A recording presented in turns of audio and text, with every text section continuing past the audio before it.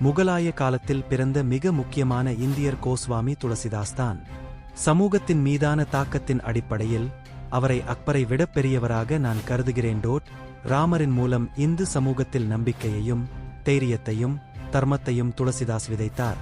சமூகத்தின் மன உறுதியின் மீது அது ஏற்படுத்திய தாக்கம் பல நூற்றாண்டுகளாக தொடர்கிறது.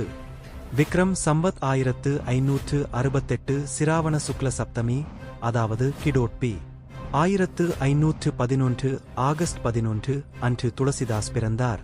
அவரது தாயாரின் பெயர் ஹுல்ச்சி தேவி மற்றும் தந்தையின் பெயர் ஆத்மாராம் துபே. இந்தியாவில் முஸ்லிம்களின் தாக்குதல்கள் தொடர்ந்து அதிகரித்து வந்த காலம் அது.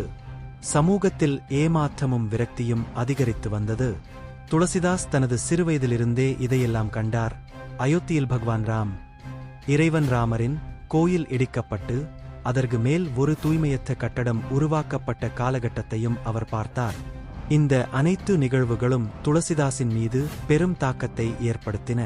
தனது எழுத்தின் மூலமாகவும் தெய்வீக ஊக்கத்தின் மூலமாகவும் இந்து சமூகத்திற்குள் மறைந்திருந்த அந்த சக்தியை அவர் தட்டி எழுப்பினார். அந்த சக்தியின் அடிப்படையில்தான் நாம் அந்த போரிட்டு இறுதியில் வெற்றியை பெற்றோம். கோஸ்வாமி துளசிதாஸ் கூறினார், ஏக் பரோசோ ஏக் பல, ஏக் ஆஸ் விஸ்வாஸ், சுவாதி சலேல் ரகுநாத் ஜஸ்ஸாதக்.